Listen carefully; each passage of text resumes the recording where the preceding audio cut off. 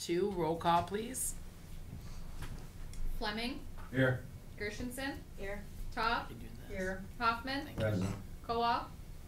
Oh, Kokendorfer. she's absent with notice, sorry. Oh, she is, okay. Yes, Woodward. Quarles. Here. Long. here. All right, we'll stand for Pledge of Allegiance. I pledge allegiance to the flag of the United States of America and to the republic for which it stands, one nation, under God, indivisible, with liberty and justice for all. Okay, so now we need a motion to approve the previous minutes from October 2nd, moved by Commissioner Fleming, supported by Commissioner Hoffman. All in favor? Aye. Opposed? Okay. Motion to approve the agenda, moved by Commissioner Taub, supported by Commissioner Quarles. All in favor? Aye. Aye. Opposed? Okay, public comment? Commissioner Taub, you have public comment? Now, I know we stand up here, this just dawned on me. Every day, when we come in here, we say the Pledge of Allegiance. I'm trying to get my stuff here. But I just look this way at how nice the room looks at this end of the room. It really looks nice. That ugly whiteboard is gone with all Yeah, this it does look crappy better. paper, okay? And the screen is there and all the nice certificates we've gotten. I think we need to give a round of applause to staff for doing this. Thank you very much. Thank you, Madam Chair, for your All right. indulgence. All right, any other public comment? Seeing none, we'll close public comment. We'll move on to the regular agenda. Item number 1, Department of Health and Human Services Health Division, Ryan White, HIV/AIDS Treatment Extension Act of 2009 intergovernmental agreement between the County of Oakland and the City of Detroit. And we need a motion for that, moved by Commissioner Taub, supported by Commissioner Gershenson. Good morning, Kathy. Good morning. Oh, dear. Well, this interlocal agreement is required for City of Detroit. City of Detroit is the recipient of the funding for Ryan White funds for the eligible metropolitan area, which includes Oakland County. In total, the funding last year was $10.2 million that came into the region, the eligible region, and Oakland County received $2.2 million. Basically, the requirement of this interlocal is that we provide maintenance of effort figures to them to help them write their grant for this funding. So we ourselves in the Health Division do not receive any Ryan White funds. Our HIV/AIDS funding comes through a different source, but many agencies in the community do receive significant funds from this. Okay, I have Commissioner Taub. Thank you, Kathy. I have some familiarity with this, but my question to you is, do we have our AIDS, people who have AIDS in Oakland County, are they treated in Oakland County? Yes, they are. Okay, so There may be some that go to other counties, but there are a few treatment providers here in Oakland County. okay, that is very important because Yes. I think we do a very excellent job treating patients or clients or Yeah. what have you. In other areas, not so much. You're right, and I have to say that that is one of the big things that our staff focus on when they come to us for testing and counseling. We don't just do a referral, we do a hard handoff and ensure that they're getting into a treatment provider, like immediately. One other quick question, but I'll just go ahead now. Okay, I have Commissioner Gershenson, then we'll go back to Commissioner Taub. So you said we get approximately $10 million In the region. in the region, Yeah. and we get 2 of that. 2.2 about. But it doesn't go to the health department. Where does it go? It goes to a number, I think there's like 15 agencies in Oakland County that receive this funding, including OLSA, I understand now. DEFCAN, a number of agencies. And This is 9, right? you cut So the one checks to between. them? Is that how it works? You're the No, it beneficiary? comes out of the City of Detroit. Actually, a lot of the checks come out of the City of Warren. I'm not really understanding how that works, but it does not come through through Oakland County. I figured. Got it. Thank you. Okay, Commissioner Taub again. Well, that's a good thing, if it comes out of Warren. At one point in time, it was run by the Detroit Health Department. And Well, it still is. I thought Detroit didn't have a health department. Now they do. They've reorganized and they're slowly but surely getting their staffing up. A lot of their staff is run through an organization called SAMHSA, Southeastern Michigan Health Association. But they're moving them into full-time positions back in the city of Detroit. The entity that was created that moved the health department out of the city of Detroit still exists, but their focus is different than it used to be. So, are the same people running this no, different group of people? Okay, that's good. Thank you very much. Thank you, Madam Chair. Okay, any other questions? All right, seeing none, we'll do roll call on the resolution as presented. Gershenson, Yes. Taub, Yes. Hoffman, Yes. Woodward, Yes. Quarles, Yes. Fleming, Yes. Long. Yes, and that has a automatic direct referral to Finance Committee, Yeah. so, okay. And then the next item, Health and Human Services, Homeland Security Division, fiscal year 2018, preparing communities for a complex coordinated terrorist attack, integrated emergency management course, grant acceptance. You do the longest titles. Yeah, we need a motion for that. Moved by Commissioner Hoffman, supported by Commissioner Quarles. Good morning. Good morning, Commissioners. Thank you for this opportunity. Titles. Early this year, Homeland Security had proposed to bring the preparing communities for a complex coordinated terrorist attack actually to Oakland County.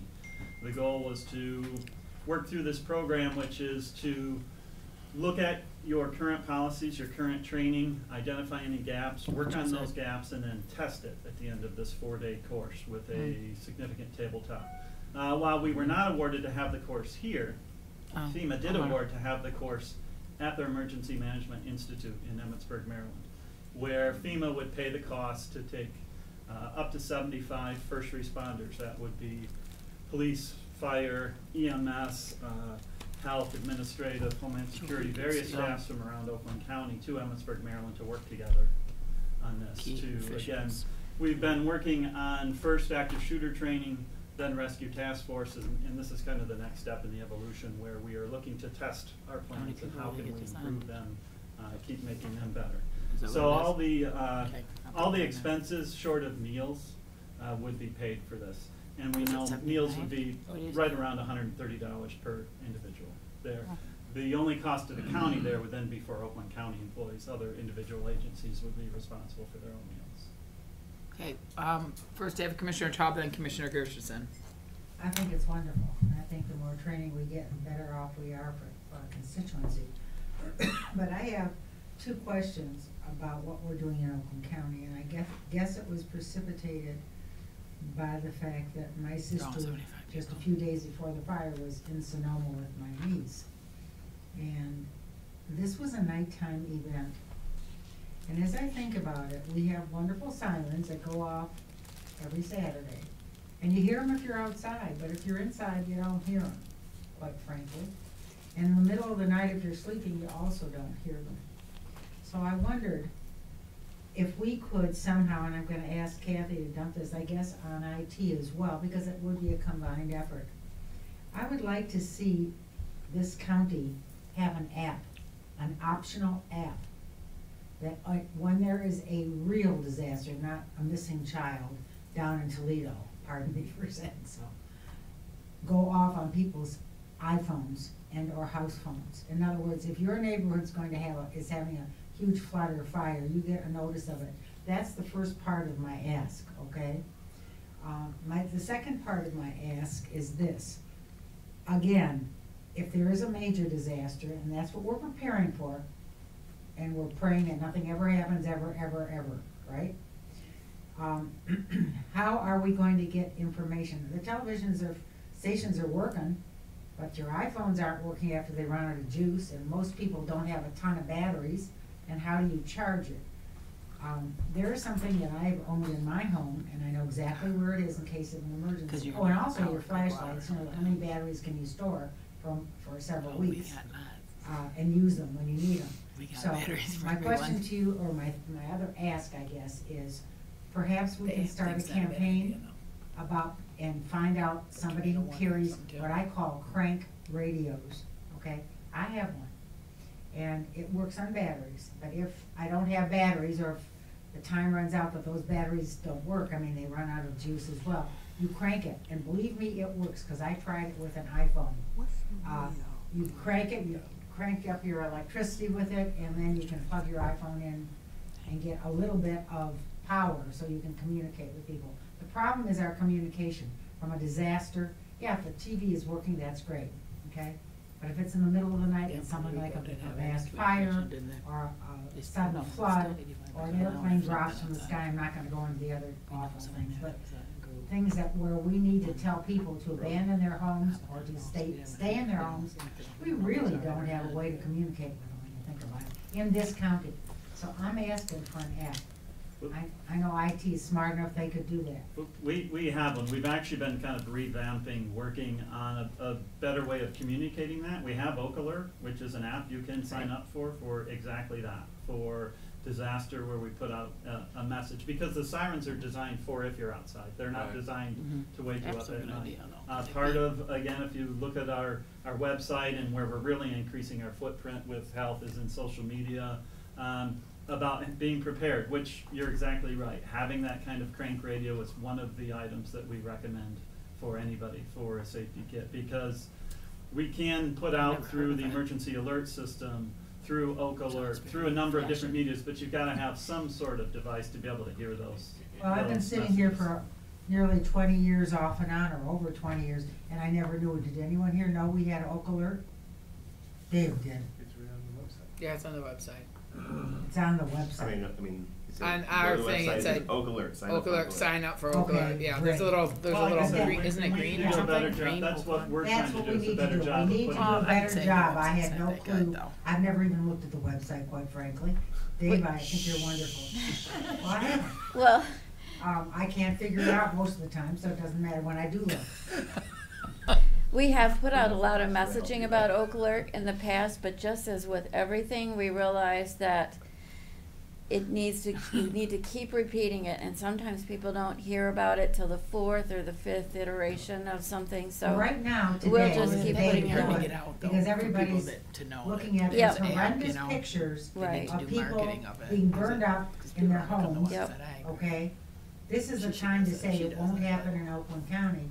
I'm looking at this emergency thing that I think you probably have seen it. Yes, Yes. Okay, and I spoke with, the woman who wrote the story on Friday, and I said, I'm gonna ask for some. So, this is the time when we talk about Oak Alert, doing Yeah, put it in paper, PR people, the problem is about people Oak don't, a lot Alert. of people don't read 'cause papers anymore. I have How do no you clue, I have advertise no stuff? Well, we actually mentioned that specifically to her in one of those, and she chose, didn't fit the direction of what she wanted Yeah. to put there. focus but- on. Yeah, but if she chose not to put it in, it's our, we're the ones who should be doing it. Yeah, we will. And it needs to go out as soon as possible, and maybe go out on the mass media, because I had no clue we had Oak Alert. Mhm. I had no clue we had an app, it's written right down here, we should make an app for it. Okay. And the other thing is the crank radios, I think we Yep. have enough buying power in this county. In the past, we have How done much are large, they? massive purchases of crank radios and Yeah, have given and them sell them out. How much are cost, they? yeah. I never Yep. saw a crank radio. And so, I never saw a crank radio. It's I thought- phenomenal. yeah, Yeah, it works, much are and you've got a How whole much bunch are of they? apps, they Cheap. could crank that up Yeah. cheaper. Well, pardon They're me? cheap? they're not expensive at Oh, all. they're $24. Hmm. Yeah, If you under can get, 30. you can even find them less than that. Hmm. Good. Okay, Commissioner Taub, all set? Yeah, I am, Okay, thanks. Commissioner Gershenson. Get one way to open up a bank account. Thank you. I know the pictures of Santa Rosa were pretty devastating. It was shocking to see them. Yeah. So I think this is a great time. Yep. I think it's incumbent on all of us in our local communities to re-mention Oak Alert, but maybe it's a good time for PSA. I mean, I think we've got funding that we could potentially do it. There's a young lady in West Bloomfield who's an aspiring news anchor, and You know, I think we could actually get something like that together. And I love the idea of Crank Radio. That would be fabulous to do that and offer it here. You know, like buy 100 or whatever and sell them. Yeah. But back to your presentation, which was very good. Thank you. The 75 people that are going to the conference, where are they from? They would be from various agencies. They've not been picked yet because we wouldn't do that until it's approved by the commission. What we would do is meet with local police chiefs organizations, fire chiefs organizations, get a broad representation. Clearly, we can't represent every agency in the county.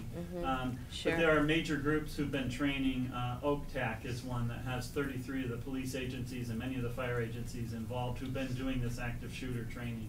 So looking to their group to select representatives, look to the EMS to select. So we wouldn't necessarily pick each individual. We will pick the agency, the type of representatives we need, and look for leadership within those to help. Right. I mean, I would just like to see a broad county selection that Yes. most areas are included in that Absolutely. training. Thank you. Okay, any other questions? All right, seeing none, we'll do roll call on the resolution as presented. Kirshenson, Yes. Taub, Yes. Hoffman, Yes. Woodward, Yes. Quarles, Yes. Fleming, Yes. Plum. Yes, Motion carries. thank you. Thank you. All right, next, we have a presentation for Oakland Schools Safe and Healthy Kids Program. Good morning. Morning. Thank you for coming. Thank you for having us back. Yes. Oh, and you get to use Shelley's screen. You can just open it up. I can, okay. Shelley just loves that screen. It is. You can see it, you can read it. It is. Why did you ever bring up the website? Right. It's a miracle, it really is a miracle. It's a miracle. My name is Julie McDaniel, and I'm a consultant at Oakland Schools in Student Safety and Wellbeing, and this is my colleague Stephanie Barlow. What I wanted to do today is to, in the process of thanking you, I wanted to set the Oh, that's context better. Thank you, for Dave. what's happening here. And if you'll indulge me a little bit, all of the citations that I'm about to give you are as current as I know, and I'm happy to provide you the research that I pulled all of this information from. But what I want to do is I want to talk to first and foremost about our children. There were 3 million referrals for child abuse in 2015 involving 6.6 million children. 16% of U.S. 7 to 14-year-olds in 2015 were assaulted. There were 228,000 Michigan children with incarcerated parents in 2015. Wow. And while we're talking about incarceration, I want to share with you that nationally 68% of incarcerated males do not have a high school diploma. The Department of Sentencing and the Department of Justice have done some pretty scary, I don't even have the right adjective for this, predictions for what would happen to our children that were born in 2001 without serious intervention and changes in our society.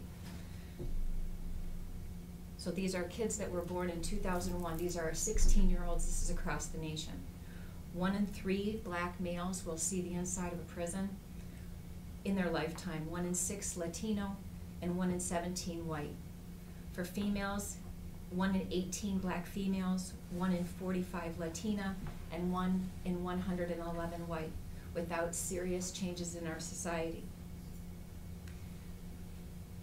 20% of our children have been diagnosed with anxiety disorder. We know that that's higher because a lot of our kids are not getting in to be diagnosed. Many of them have been medicated. And by the way, if you didn't know, adults, 25% of us are walking around with diagnosed anxiety disorder. Some of us are medicated, some of us are self-medicating. There are 50% of U.S. children that remain a product of divorce. The problem here is that 28% of those children live in poverty. As far as what our children are telling us, this is from the Center for Disease Control. And again, this is solid evidence. 20% of Michigan students have told us that they have ridden with the driver that's been drinking alcohol. 7% of our high school students have said that they've driven after drinking alcohol. 17% of our high school students have said that they've considered suicide. Suicide remains the second leading cause of death, ages 15 through 24. And the really powerful research about suicide prevention, and this has been with people who have been unsuccessful in taking their lives, we know that apart from having the ability to do self-harm, it is twofold and it's preventable. The first most important thing is that people that attempt suicide do not feel that they belong, whether it's in society or in a community or in a school or in a family. The second is that people that want not to be here anymore feel that they have no sense of purpose. They don't feel that whatever they are makes a difference. 6% of Michigan students report that they stay home on any given day because they're afraid before, during, or after school. In Oakland County, it remains the same, and in fact, 13% of Oakland County students reported last spring that they skipped school or they stayed home because they felt some sort of threat. And as far as bullying goes, 20% of our nation's children report being bullied on school property. 1 in 4 in Michigan. It's statistically significantly higher in the state, and 26% Oakland County students. We have, the National Academies of Science have said that bullying is a public health issue. In Michigan, it is an even greater issue, and these are kids reporting on school property. This does not take into account what's happening in the parks, in the malls, or in their neighborhoods. We've been talking a lot about Maslow and education since 1943. If you're not familiar with this triangle, you're probably not in education. I would say that probably every single one of our nation's teachers have seen this. Maslow had this great idea that actually holds true today. And what he says is, we want thriving people. We want learners that are self-actualized. We want people that are living their highest potential. But we can't just, for example, give a book to a student and say, here, read, because there's some basic needs that have to be filled before we can get to that self-actualization. So at the bottom of that triangle is physiological needs. You can't expect kids to learn at their optimal level if they're not fed and if they don't even know where they're sleeping the next night. Once those physiological needs have been met, then we have a need for safety. But safety is not enough. It's not enough to have a structurally sound building, because that will only lead us to a certain level of self-actualization. We have to feel like we belong. We have to be fed, we have to have our physical needs met, we have to be in a safe place, and then we have to feel like we belong. And so you're starting to see now that theory of suicide prevention is going right into Maslow's hierarchy of needs. Because once we feel like we belong and we're a part of something bigger than ourselves, we step out of ourselves and say, what can we do to make this better? And that's the next rung of needs. And then finally, after all of those needs have been met, now we can self-actualize. And so, the work that we do at Oakland Schools that's not about content knowledge is really those that really dealing with Maslow's hierarchy of needs. This is a great little, there have been these really sophisticated, really messy diagrams of what whole child education is. I love this one. It's really basic. I'm a former high school English teacher. I used to say that I taught English. I did not. I taught students. And the whole child education is the idea that we have children in front of us, we have young adults in front of us. We are not just worried about test scores. In fact, we've gone mad this way. Test scores do nothing to show what we're doing for our kids in order for them to be those self-actualized students. We have to tend to the social and emotional needs, health and well-being, as well as the physical and mental health well-being of our children. The 4 core competencies of social emotional learning are just like Maslow's needs. You have to have one in order to have the other. There's first self-awareness. Once you're self-aware, then you can manage. then once you manage yourself and you know yourself, then you start looking around and you say, wow, there's another world out here. And once you realize that it's not just about you, then you realize that there is a potential for you to develop social skills. And once those social skills have been developed, now you can make responsible decisions. So I've tried to come up with a simple way to remember this. So this is what I tell teachers. Kids have to know themselves in order to check themselves. They have to know their world to be in the world in order to move ahead. When we talk about kids being proficient of reading at the end of this 3rd grade, and we are not talking about their social emotional well-being, then we are not ever going to be successful. We are going to continue to fail our children. And when teachers say, and people continue to say to us, we don't have time for this. Social emotional well-being and health is at the foundation of all learning. You cannot be a proficient reader unless you're a strong, you have strong social skills. There's continuing evidence about reading. We're not totally sure how this works, but social skills is as much a part of reading as comprehension is. Kids who have strong social skills are better readers.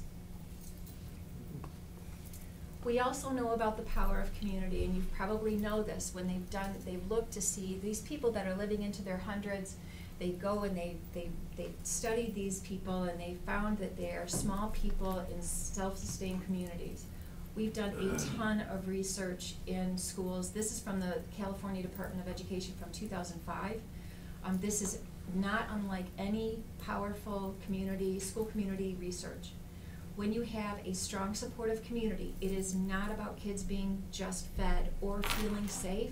This is about that sense of belonging. Increased academic performance without one new textbook, without one additional computer adaptive test. They have higher academic performance when they feel like they belong. Decrease in bullying. No need for anti-bullying programs. If you're working on community, you are also working on decreasing bullying. The stronger that we feel a part of a community, the less likely we are to set ourselves apart from others, which is what bullying is all about. It's about an imbalance of power. And so when we talk about the strength of the community, the stronger the community, the less bullying that happens. Because if there is someone who decides that they are superior, we have an entire community that says, we don't allow that here. That doesn't happen here. There's an increase in attendance rates, and this is with students and with staff.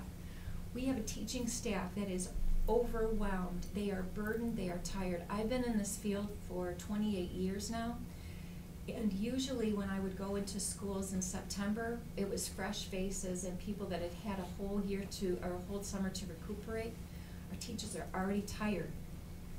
If we focused on the increase of that supportive community, what we're talking about is also increasing a teacher's feeling that they're not doing it by themselves.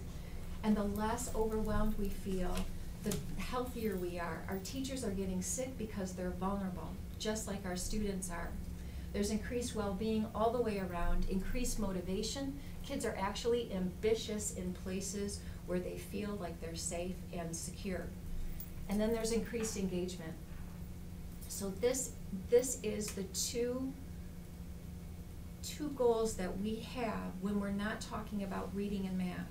The two goals that we have in our schools is, first and foremost, we create these safe and supportive environments. A strong professional community where teachers trust one another, that they trust the administrators, the students trust the teachers, it's trust all the way around. We make sure that there's one trusted adult for every single child in every school. Then when we have these places where children belong and have a sense of purpose, now we can start to cultivate social emotional learning. This is just an example of research. This is from Yale's Emotional Intelligence Center. They said that when you focus on an enhanced school environment, a climate of safety and care, and you work on social emotional skill development, a whole host of things happen. And it's not just at a social and emotional level. 22 percentile gain in social and emotional skills, 9 percentile gain in positive attitudes. But here's the thing, here's the bang for the buck. With people who say, yeah, but what about those test scores? An 11 percentile gain in academic achievement, which means that some of our schools who have failed just by a few percentage points in cut scores for being high priority schools, if we focus on the community and we focus on social emotional skill development, it is possible without another new initiative and another dollar spent that we can have those kids and in those schools get out of that high priority status. So, and I'm so happy to provide any additional information that you have on any of this, by the way. Within our Culture Climate Unit, we sit within the District and School Services Department at Oakland Schools. My unit is all about the whole child. It's all about creating those safe and supportive environments and working on the social emotional competencies of our kids. These are some of the examples of the research and evidence-based programs that we are with. We do not do anything that hasn't been proven and isn't solidly founded in research. Bully-free schools, which is what you funded the first time that you were so generous with us, also a research and evidence-based program. It's also a restorative practice. It's also a community builder. There's nothing that we do that doesn't focus on those two goals. Trauma-informed school, also research and evidence-based. The Ruler program from Yale. PDIS, which is Positive Behavior Intervention Support. That's a nationally recognized program for building those strong school communities. The Traumatic Events Crisis Intervention Planning, you also were able to fund that for our schools. Cultural competence, Michigan Model for Health, and then finally restorative practices. And I want to just spend the last few minutes telling you about restorative practices. Restorative practices was borrowed from our corrections. What we did is a very good job of rehabilitating prisoners. They would go out and they would be changed people in an unchanged environment. Everything that happened before was continuing to happen. Recidivism was great, and more importantly, the disproportionality of our people of color, our people from poverty, and our people that learn differently are populating our prisons more. People who have kids with incarcerated parents are more likely also to follow that path. Kids who are suspended are more likely to be incarcerated. And so what we realized in education is that we needed to do the same. Michigan, up until April, had one of the most stringent zero tolerance policies in the nation. And because of that, what we were doing is we were disproportionately suspending and expelling students of color, students from poverty, students that learn differently, because that's all we were doing was focusing on the thing that had been done. Restorative practices says, and we've changed it from justice, because restorative practices, 80% of our effort is building relationships that strengthen those positive school communities. And 20% of that is about healing harm.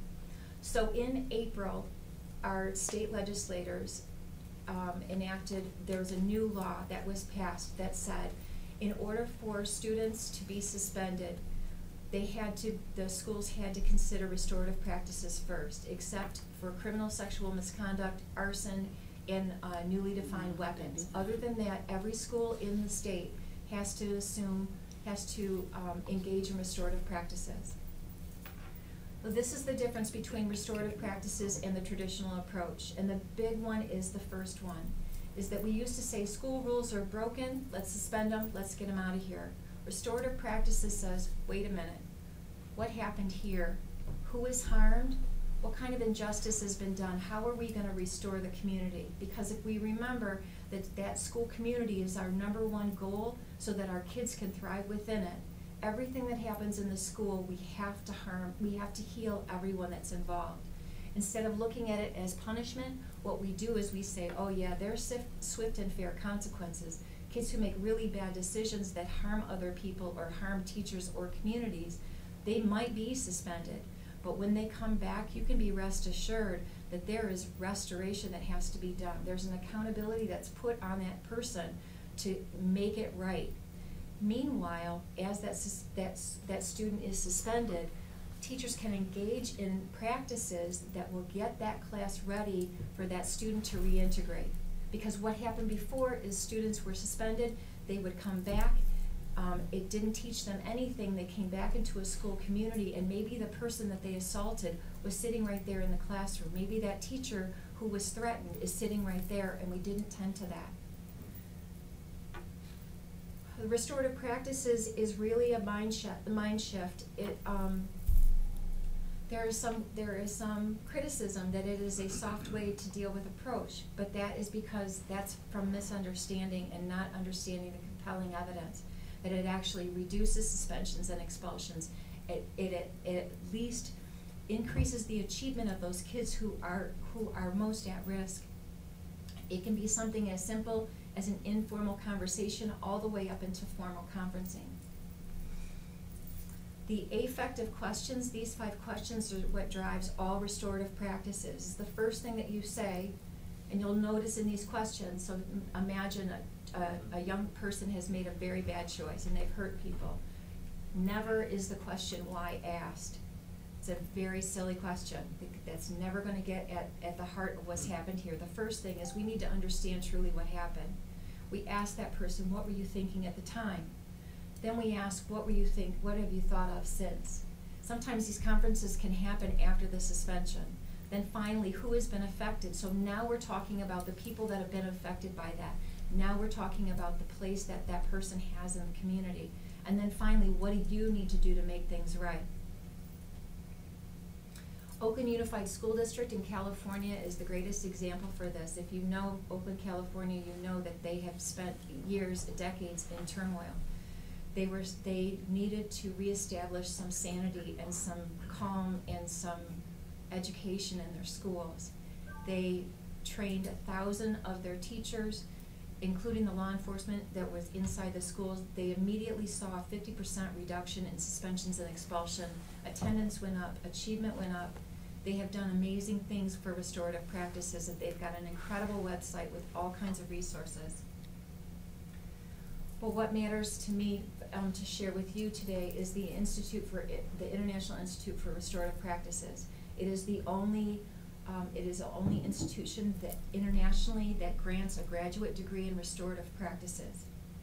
They are the gold standard. They stand on solid research and evidence. What they say is that at the very minimum, there are 2 types of training that's involved in restorative practices. The first is Introduction to Restorative Practices, which is CIRCLE. This is more for classroom teacher, social worker. This is about community building. The second, formal conferencing, is really for the people that deal with discipline. So this would be your assistant principals. This is your behavior specialists. This is a structured dialogue for kids who have engaged in inappropriate behavior, but it also is a way to engage those kids that have been harmed by that. The International Institute of Restorative Practices, the IIRP, offers these 2 foundational courses, 45 people maximum. You can imagine how difficult it is because there's so few people that can be trained at a time. And then if you want to take those people to become trainer of trainers, only 12 people can be trained at a time. So because of this recent grant from you, and because of the generosity of Project Aware, we're going to engage in something that I have never seen in Oakland County, or actually I've never seen it on a scale. What we're first going to be able to do with Project Aware money in the purple is we're going to be able to provide 180 people, educators in the county, with Introduction to Restorative Practices and CIRCLE training, and then restorative conferencing. And so at this point we would have 180 people trained in restorative practices. But because of you, we are taking this to a level that is actually going up in Maslow's hierarchy of needs, that we are going to actually be a self-actualized county because of your generosity. We are going to be able to train 72 teachers in this to become trainers. So what does that mean? 72 trainers by the end of June 2018. We have 11 to 12,000 teachers in Oakland County right now, 1,400 administrators, 20,000 public school employees. By the beginning of the next school year, if only one trainer, every trainer trains only 1 session, we will have trained 3,240 teachers and administrators in Oakland County before the school year starts. I've already talked to the assistant superintendents on Friday telling them about this plan. We believe that we could have the entire 20,000 public school employees trained in restorative practices by June 2019. But what I don't want is for this to be seen as, okay, well, that's really great in schools. Because restorative practices is about a community. It's not just about the schools. And so as you're thinking about what it is that you could do altruistically to increase the community, I would encourage you to start thinking about how we can move restorative practices into the county. I serve on the Oakland County Truancy Task Force. We have the prosecutor's office, we have the sheriff's office, we have Jewish Family Services, Catholic Family Services, Common Ground, Children's Village, any of the people in our county that are dealing with our truants. What if we started making restorative practices as a way of being for Oakland County? Already doing what you're doing, your generosity is going to be a national model for a county. I don't know that it's ever been done at this scale. And for you to think about how to make Oakland County, apart from the schools, in partnership with the schools, to be a restorative practices community. Well, I wanted to leave that with you. Also to let you know that we will continue to collect this data. We want nothing more than to be able to say, look at the bang for the buck. Look at, if we focus on this community, if we focus on the social emotional core competencies of our kids, we do better as a community. So, if you'd like to talk more about this, I live and breathe this. My husband is always thrilled to death when I have an opportunity to share what I did today, because he doesn't have to hear it again. My phone number, I'm always available to you, and thank you. I don't have words to thank you for this. It's just an amazing thing. Thank you. I have Commissioner Hoffman, then Commissioner Gershenson. Hey, thank you very much. Very informative. I have a question about bullying, though. Mm-hmm. Because as a kid, we were probably all bullied to a certain degree. But why is there such a focus on it now, and why is there more bullying than in the past? So I have a couple of theories, and it's really, it is supported by research. Bullying, people have misunderstood it. We have abused that term so much that I'm really sorry that we use it at all. Bullying is a very distinct act that's different from aggression. Bullying has three characteristics that it's not one, not two, but all three. First, it's repetitive, or it has a high likelihood of being repeated. The second is that it is unwarranted and intentional. It's not by accident, it's not just kidding. But most importantly, the thing that separates bullying from other acts of aggression is about an imbalance of power. The person who's engaging in bullying behavior believes themselves to be superior over that person that they're bullying. So it might be body size, it might be social class. In middle school, it is all about your peer group. So with preschool, it might be this special corner, a center, a power toy. Once children start to understand that if they, and by the way, we don't come out of the womb this way, we are taught to believe that we are separate from each other. And in my humble opinion, I believe that our communities have eroded to the point where people feel like they're doing this all alone. And the reality is we are pack animals, we were never meant to be isolated. And because we're trying to do this on our own, the resources are so limited that people are saying, the only thing that I can do is to act out. I'm going to take what I deserve instead of understanding that they're part of a greater whole. That's what I think. I also think that we got this great idea that bullying was a rite of passage. It is not. It is not. It is not about being thin-skinned. This is not how human beings act. That animal part of us, okay, but we are more complex than that. We are kinder and gentler than people that are, than creatures that are out there in the wild with the fight or flight. So I feel that it's a multitude of issues. We have, you know, if you want to understand why we have bullying, and one would be just to sit in a session of Congress. The way that politicians talk to one another, the way that we have gotten to the point where we have confused politeness with kindness. That ability that it's none of my business, it absolutely is in my business. Not in my backyard, it is in my backyard. And I think that we are teaching our kids that it is about survival of the fittest, and that is not how we thrive as a people. Yeah, that's a good point, and it makes sense what you say. But I think some of those same reasons existed when we were younger too, where somebody thought they were superior to us. I do think what you said, some people do think it's a rite of passage, you pick on the little kids and, you know, they grow up pick on somebody, but I don't know that I was a bully, but I'm sure I was a bully, but I could run pretty fast, so maybe get away. Thank you very much. You're welcome. Commissioner Gershenson. Oh, it's just a great presentation, and I remember feeling this way a couple years ago when you came and gave another great presentation. So I would encourage you to come speak to us, especially before we have our budget negotiations, so we know what you need. And I mean, many of us are parents or aunts or uncles that really can relate to what you're saying, and we want to help if we can. We want to encourage the kind of work that you're doing. It's such an important message, and it's very important that we're all reminded about it as well. So thank you. Thank you. Commissioner Todd. My concern, I agree with everything you're saying, there's no disagreement there, but my concern is how do you draw what currently is called, I use the word called, a family in, when it doesn't exist. In other words, the basic needs of children, not the educational needs, but the first two things on the pyramid.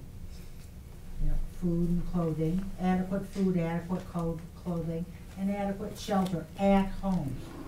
Those needs are not being addressed, or they're being addressed, sadly enough, in schools. And so you have children who spend 6 or 8 hours in school daily, okay, whatever the time is, but they still have no place to go when they leave. Or they have no parenting, or that's the problem that I see. I mean, Bob, I agree with you, there's always kind of someone pushing someone in line, or this kind of stuff, maybe not all the time, but not intentional, or maybe you get mad or whatever. But I've not ever seen the breakdown of the family as it is right now, quite frankly. I mean, I am absolutely appalled that that the vast majority of homes don't have 2 adults. I'm not saying who they are, I'm just saying 2 adults who are able, not grandma and grandpa, but 2 adults who are able to raise children. So we're moving. I want to share with you, I was able to speak to probably 250 bus drivers this fall. 3 different districts had me come in. Bloomfield Hills, they allowed me to have 3.5 hours all the way down to another district. They gave me an hour. And it was so funny because I'm used to having professional development hostages as teachers. It's been a long time since I've been with a group of bus drivers. When they said, here's Julie McDaniel, she's going to talk to us for an hour about social emotional learning. It wasn't like, what's social emotional learning? They said, an hour? Yeah. So here's the good news. I spoke to all the supervisors in the transportation department because we are moving. The bus drivers are now understanding that eye contact that they make with that child when they're getting on the bus might be the only good part of that day. It might be the way that you erase what's happened before. Our teachers know at a deep core level that sometimes the love that they provide those kids is the only love that they're getting. That's part of the reason that teachers are so burdened. But can I tell you just a tiny little story about what kind of the impact of what we're having in schools on families? It's a short one, but it's a good one. There was a building that was a troubled building, and we do have them where the staff is not cohesive, the kids, it's kind of chaos. 2 teachers said to the staff, come on, let's do something. Nope, I don't have time for this, nothing's ever gonna change. So the 2 teachers said, we are gonna do something. And so they decided, elementary school, they were gonna start standing out into the hallways in the morning and at night and introduce themselves and have kids introduce them. And so they started meeting kids that they had not known before. So there's a whole bunch of stuff that's being taught there. But then the kids started knowing that there's a stable adult that's looking for them, and vice versa. Their own students got a little jealous because that's what kids do. Like, why are you talking to that person? They're not even in my class. So the teachers shared that that's what they were doing. And the kids said, can we do it too? They started introducing themselves to kids that were outside, and they made it a little class competition. Well, then they moved to please and thank yous. And then they started noting on the board, and was really positive behavior intervention support, where they started recognizing and rewarding, acknowledging positive behavior. Well, the reluctant teacher said, okay, what is it that you're doing? And by the time the school year was well underway, it became a school effort, where in the morning there were announcements that really focused on that. But here's the best part of the story. It's parent-teacher conferences. In comes the parent that you really don't want to see. You need to see it, but you know what's about to come. And I know these parents, right? The teacher is scared to death because she didn't expect the parent to come, because a lot of times the parents that you most need to see are unable to make it. And she sat down and she said, I want to know what you're doing. And she said, I'm sorry. And she said, whatever you're doing is changing my son. He came home and he's nicer. And so what can I do to help? Because whatever's happening is changing my son, and because of that, it's changing my family. And so that to me is my message of hope.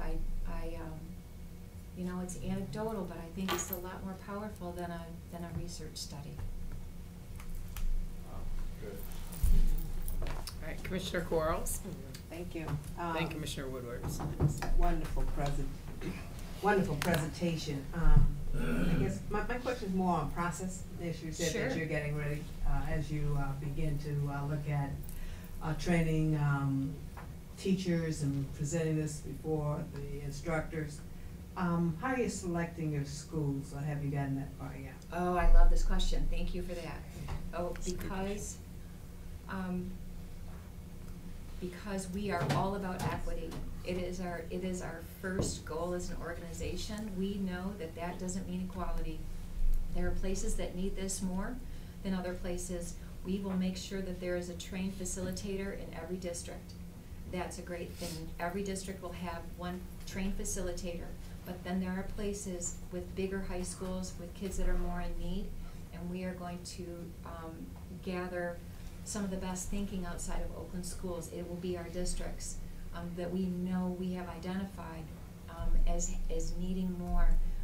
It is going to be targeting, making sure that everyone has something, but the extra is going to go to the places that need us the most. And then I will remain the contact person. So even though there's trained people in districts, I can be honest with you, I tell people, let me come in, shoot the messenger, because a lot of times it's really hard to bring this new kind of training inside districts, but to have those allies in there, I would be able to do work a lot easier too. So it really is going to be about need. Are the school districts aware that this training is coming?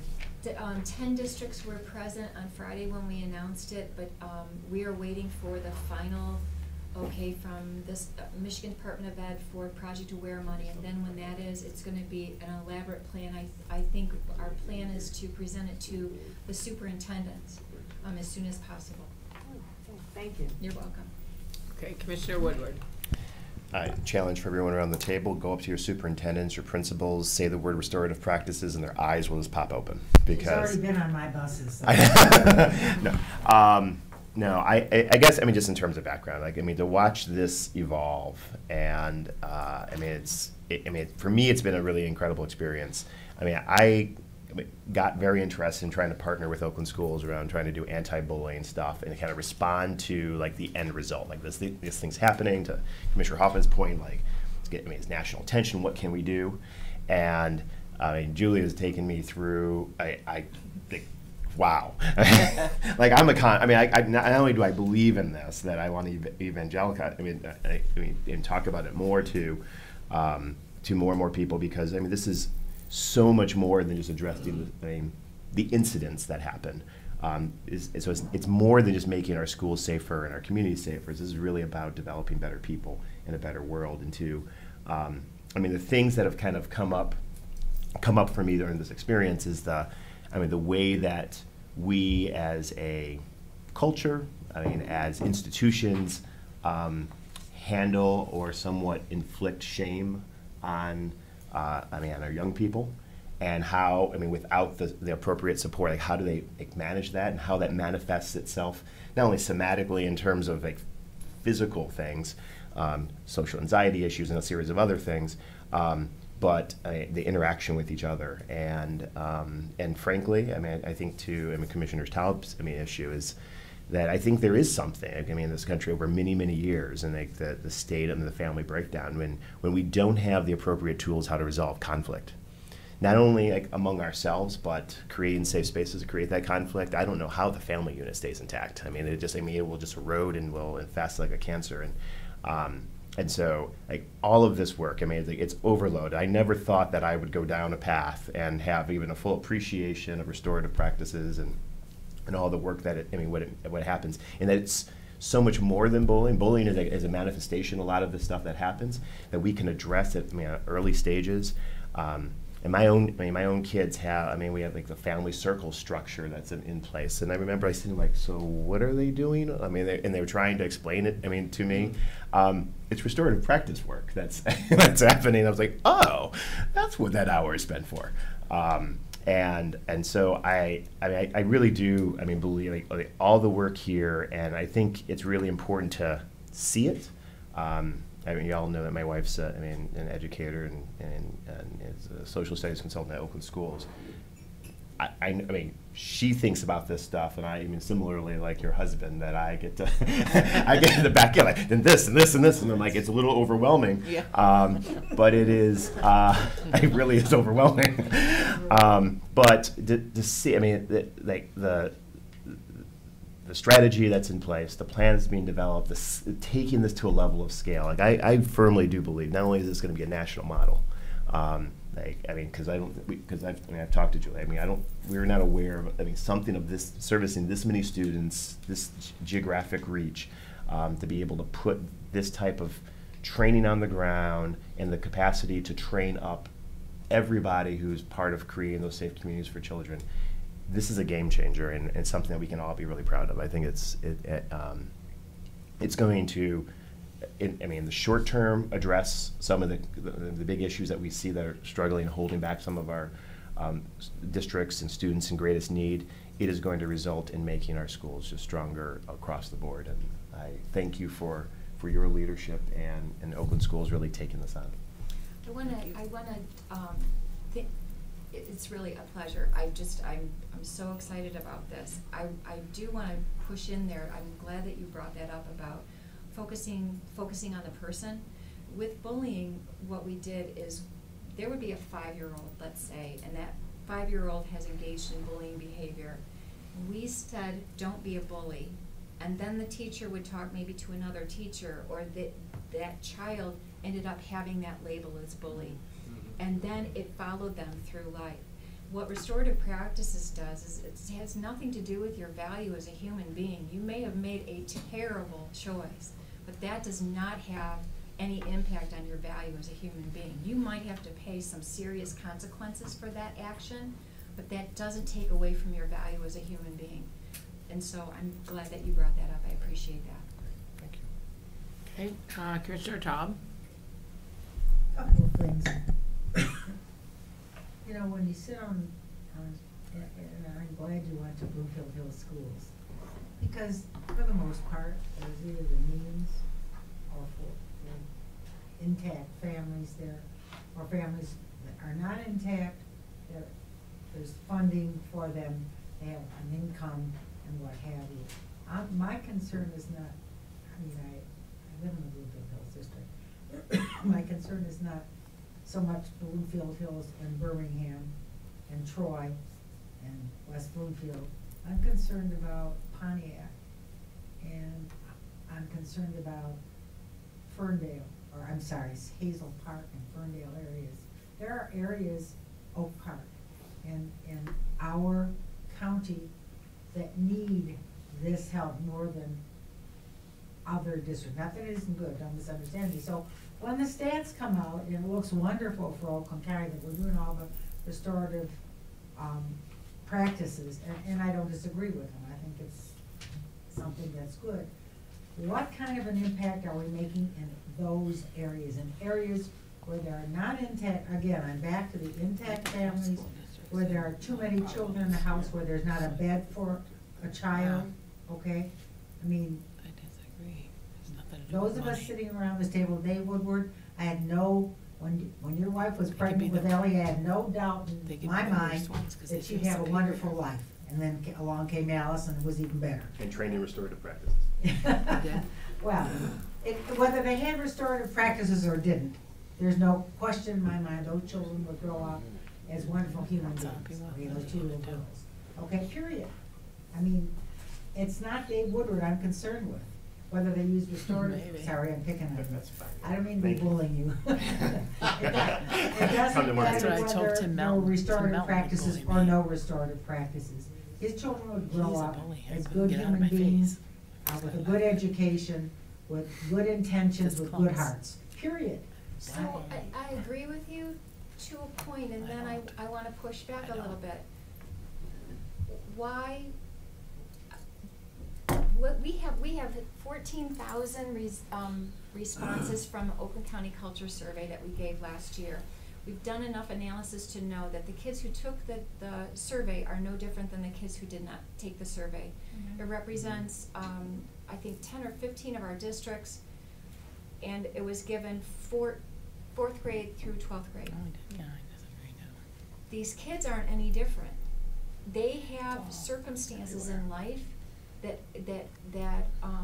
they don't have equal access. They don't have the resources coming in. There are lots of things going against some of our children, but I know that social emotional learning is, we have to focus on this because yes, Royal Oak and Bloomfield Hills and places with a lot of resources, those kids can navigate through the most horrible systems because of the family and community support that they have. So building a staff, building that professional community in any place, from Pontiac to Royal Oak, will allow even kids from Royal Oak. To be honest with you, we have kind of said, well, it's Bloomfield Hills and that's probably good enough. It's never enough. We're never done learning. We should never be satisfied with the status quo. And so I feel like this is an opportunity for us, no matter where you are, to say we can be even better. And yes, there are places that need us so desperately that in some days I feel like we should just close up shop and just hang out there for a while. Okay, I have just a quick comment, then I have Commissioner Gerson and Fleming, but I full-heartedly disagree with Commissioner Taub. I'm in Walled Lake School Districts. I probably had my kids, and I've already had 17 years in the school district, and I have like a lot more to go. I'm probably one of the moms that are gonna be in that school district long, and I don't think it's anything to do with your social economic class. I think it goes down to what you said. Some of these people feel superior that come from the house. Those are the worst girls that come from the biggest houses in the district and stuff in middle school. They're absolutely a nightmare. And once you get bullied, you're bullied all the way through to high school by these girls, and they come from very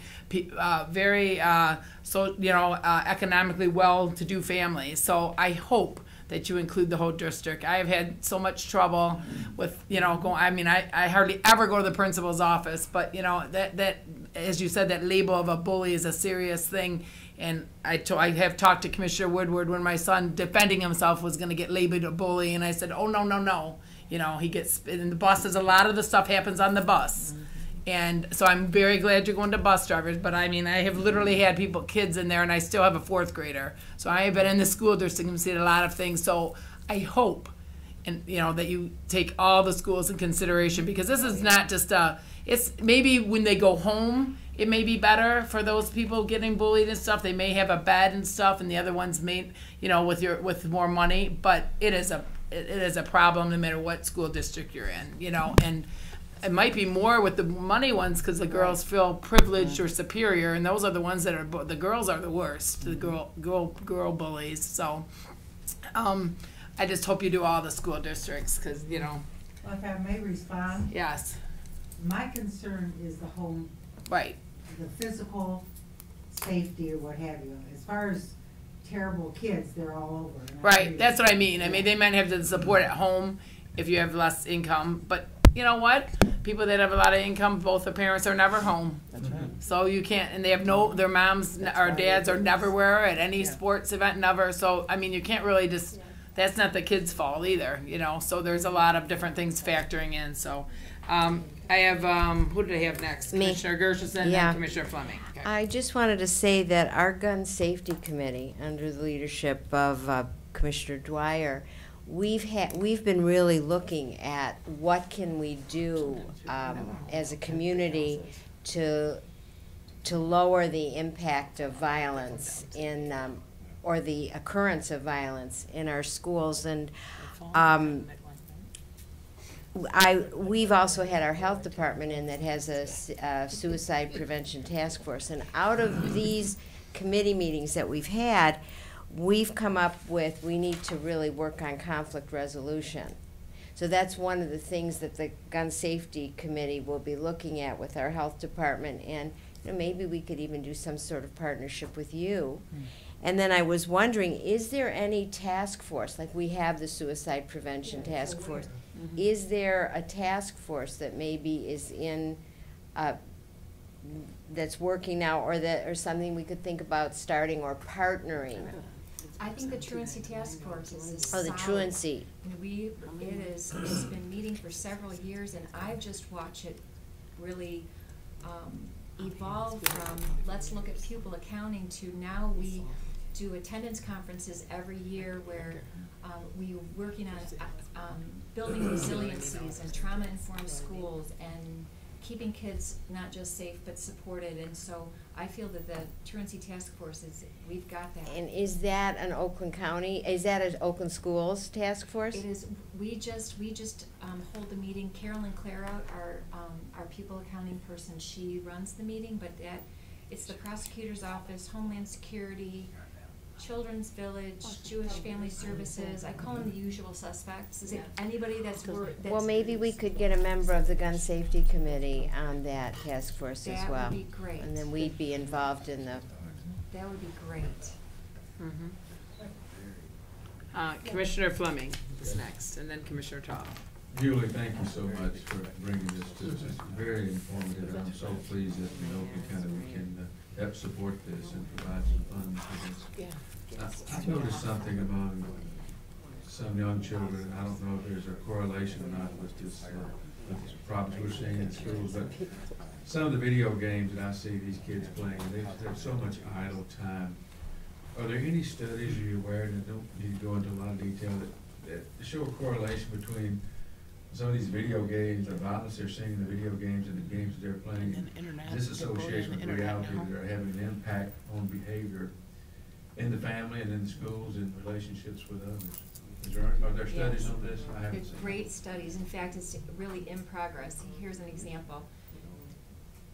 Our brains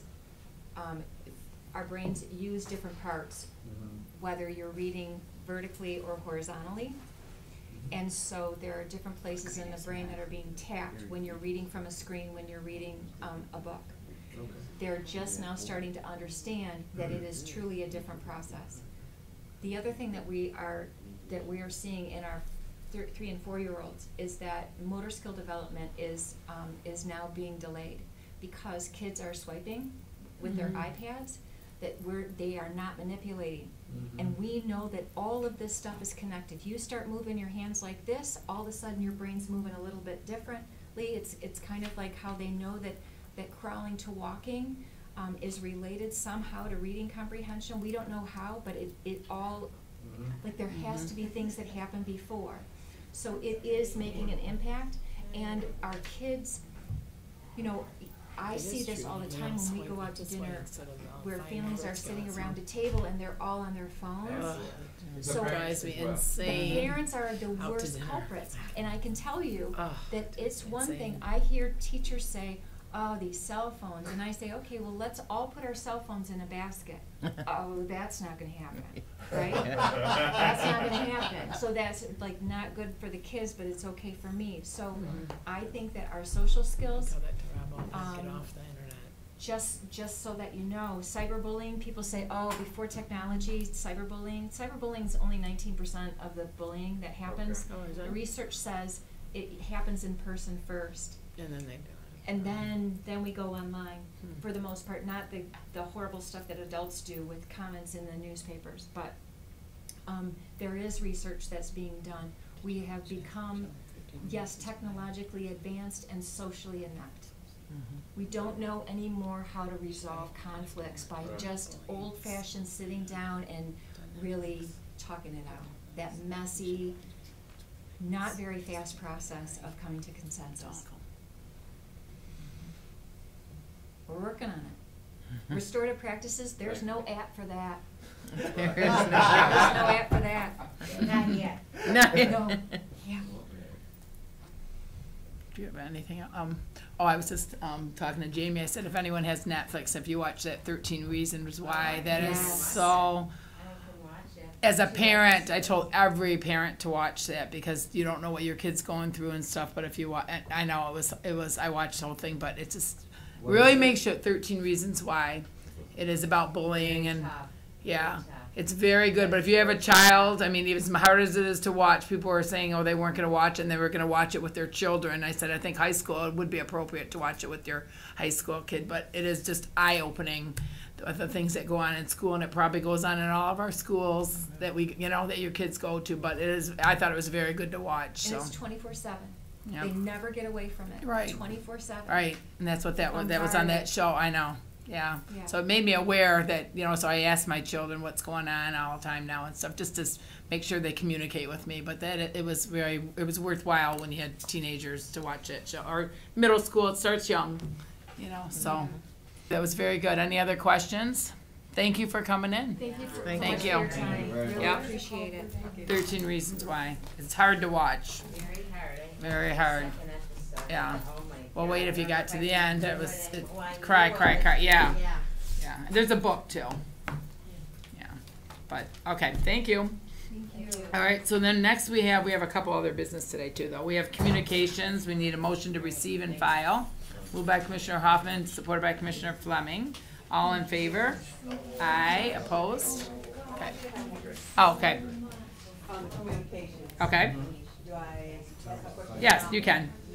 My question was, when I was reading the minutes for the library, Oh, this is Commissioner Tall. it said, that Judge Langton wanted to have, the library to allow, and I'm not sure if this is lawyers or whom to come in, be able to have space to look at the transcript, Thank you. and there wasn't, well, I'm gonna stop there, 'cause I'm not clear on which direction they were moving. Where is it? You gotta I gotta open it up now. I have it here, but I don't know. It's resolution 17. Yeah, it's a It resolution just takes you that watching Judge it, you're Langton like, brought you just forth can't where believe he that. And I asked can for see the that space happening, in yeah. our library, for, be used for video transcripts. And I guess she was alluding to that the court didn't have the space to, allow that to happen, and I'm not clear what the board's decision was. Commissioner Taub. Well, sadly enough, the current librarian has arranged all of the meetings this year when we are not in session, and I happen to be away, so. Oh. I don't know exactly, but I do Oh. kinda know. Always she's gone. It's exactly as it says, she's going to look into using the library for that. The library has shrunk because obviously they're getting rid of, thank the Lord, of buying, books and such, as they should, because everything's online now. But Oh, I this, like a book. one of the, excuse me, I like one of the paper things books, that too. the library will be doing that is part of this, I think, and that I heard, was using the library for indigent defense. That's one of the places, if we have to go into that, we'll be using, this is another thing. So she's gonna bring it back to the board once she looks into it. It's an investigation, Nancy. But then if It's an investigation. they're reading on that, you know? It's an investigation. Apparently, the courts don't have room for attorneys to watch pleadings or, you know, because everything's recorded now, right? Okay, so if you want to see what happened in a previous trial, you apparently don't have any place to watch it, although I find that difficult to understand because everybody's got a computer today, and everybody should have court access, I would think. I don't know. Well, that was part of my question. And again, certainly don't know the whole background, but the courts went to video transcript several years ago. Right. It would appear, and again, I'm not a judge or a lawyer, it would appear if you made that decision, you also put in facilities. Right. That's what I'm really trying to understand. All right, so we could put, Well, yeah. maybe Chris can look look at- into it then, right. yeah, because, yeah, that would be a good thing Yep. to look into. We can look into it. And Then your the other list. part, is the library, the depository for the videos, for transcripts and the other things? So the person who's gonna look at this have to get it from the court, bring it down? Yeah. I guess I don't. You wanna know the process, right, Yeah, okay. well, We'll now- put that on, that would be good to know, cause I did switch that a few years ago, so, okay. All right, so under other business, we need a motion,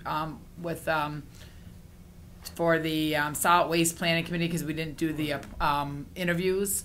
So we need to do, okay, department, both of them, okay, so I'll read the motion, and then if someone can make it. Pursuant to Board Rule 9, Section 8, the General Government Committee waives the publication and interviewing requirements for the appointments and reappointments to the Department of Health and Human Services Agency Board and the Oakland County Solid Waste Planning Committee that were recommended to the Board of Commissioners and confirmed on October 11, 2017. Because we did both of those appointments, so. Oh, yeah. Yeah. Yeah, okay, moved by, So moved. and then supported by Commissioner Todd. Any questions? Because we reappointed all these, I guess this is just for, make it cleaner, huh? Comply with the board, we gotta comply with the rules. We can just do a voice vote though, right? All in favor? Aye. Aye, opposed. Then there's one other thing, several of us have, received letters, from constituents about the sewer. So Chris, do you wanna take over what he suggested, maybe have a study group of three people or something, and then they can maybe, so, I don't know, what were you suggesting for the letters, because I don't know if we're gonna answer, I probably got, I don't know how many I got. Yeah. Everyone got a lot, Numerous so, commissioners have received. Yes. Did you get some? Upwards of 10, 20 and above. Right. And we've offered to help with answering that, and the health department's been Mhm. helpful with providing some information on that. It does look like it's really a policy question, and so, my suggestion when we were talking earlier was perhaps a study group could be formed of the General Government Committee, and we could take a closer look at that. But again, Kathy mentioned to me she had some more information that could be very helpful as well, but it seems like something that might need a little extra study than a full committee meeting, so. I would like to have that happen. Quite frankly, in my community, the one that I represent, I have 2 subdivisions that are on septics. One of which, well, actually, one full subdivision and one partial subdivision where people refused to put sewers in. I mean, they didn't hook up to the sewers when it was offered, so I have a section of one and one full subdivision, huge, not huge, but large subdivision with septics. And I know from the calls I'm receiving that they're having problems there. And I, you know, so Big I, houses, that would too be. small. Right. You know, That would be- sometimes it's large houses with not the proper Right. septic, Yeah. you know? So, okay, so I guess if we wanna, Commissioner Hoffman, do you wanna make a? Was the question about mandatory inspections of your septic system, is that the crux to this? That's, I think, the gist. Before you sell your house, that you have to have a mandatory There's inspection. different ways of. Pardon? There's different policies across the state for handling that. Some are point of sale, as you say, but there are others that try to chunk away at it every year. But in There's Oakland pros and County, cons. there is no requirement. No, and I don't know if you remember, we used to do mortgage evaluations. Yes. And that went away a long time ago. And who's Okay. orchestrating this effort? Seems like such an orchestrated effort. Well, it's coming from Lansing. The letters? Oh, the letters, right. Return address on many of them. Oh, Davis. Look at what? Dave, Davis. Wait. He's all of a sudden way 4 feet shorter. What were they, Chris? Clean Water Action was the return address Oh. on many of them. Okay, well, go ahead. If I may, the subdivision. Did you get any, Bob, letters? Yeah, me, I got it. Did you probably get close to letters, 100. Bob? No, I haven't got any. But Unless they're in my this fault. particular community that I'm speaking about, the sad part is that this large affluent, somewhat affluent community or subdivision is this right in the middle is a big fat lake. So, and a lot of the people built those homes in the 50s and 60s. Right. And they're still in them, okay? Or if they've sold them, the people have been there for a long, long time. And I do know that nothing's perking in there, quite frankly. So, you know, that may be a problem. And considering that my subdivision lives on a community well, I'm not happy with it, quite frankly, so. Commissioner Hoffman. How do you test the septic system? I don't know any way to test the Oh, septic yeah, system. and the other thing, there was a court order a number of years ago where the health division had to provide a sanitarian, Southfield paid for it, but Southfield had to pay for a I remember that. sanitarian to do an inspection program. And, yeah, there was a methodology for testing a septic system, but the definition of failure becomes a very contentious point across the state of Michigan. At that time, we were having the tanks pumped and a sanitarian would be on site and observe if there was coming in from the field, and that was deemed failure, even if there was no other evidence of system failure, either in the house or no evidence when you dive tested or anything like that. So that became very contentious. That was it really a failure? Was it a saturated period? So there's a lot of things that have to be considered when you develop an inspection program and make definitions that will make sense to the homeowners and for the protection of our waters, so. Well, I think you have to be really careful, because if Yeah. the government's gonna go out somebody's house, and like you said, sometimes the field just gets saturated from the rain or something, and you'll get some flow back into your tank, and Yeah, a doesn't lot of mean their things need to be system's failing. taken into consideration. Yeah, but if you're gonna tell But somebody. our sanitarian's hands were tied, you know, because of the definitions that were made at the time that had nothing to do with us. So there's a lot to keep in mind when you walk down this road. Yeah, real careful. Okay. So it sounds like you need to be on the committee. You need some more to do. Yeah. Bob, you're good. No, do you want, no, so does a study group, what's a study group again, report to here then when they're done? Yeah, you appoint. But that's no minutes, or that is minutes? That is not required to be. Okay. No. That's okay. It tends to be But it focused on- it would report to general government Yeah, they committee. provide a report back to you, and study groups tend to be focused on singular issues, so this is probably appropriate for that. So if you would like to make an appointment. But would you, anyone, do you want, what do you wanna put, 3 I'll- people? I'll 3 go on. people? No problem. And then one of you guys, Dave, Well, what about the health department? she could be there. We would love to be able to She just could be there. provide you with information and it's just. Yeah, to Rox be- is a favor. to be assistant. Oh, yeah. I'm not playing. I'm not playing. Yeah, that's a good one though, just keep your hand down. Right, Dave just volunteered. No, I'm not. To learn how to say. Yeah, you guys resolve And we it. don't have septic, so yes, I will do it. That's, But that's good though, because he does, you have some and you have none, so it's okay. No, that's good. And then Kathy, so we'll appoint, so someone make a motion. Wade, do you wanna make a motion? We probably need a motion for the, You do it as the chair. oh, I just do, okay.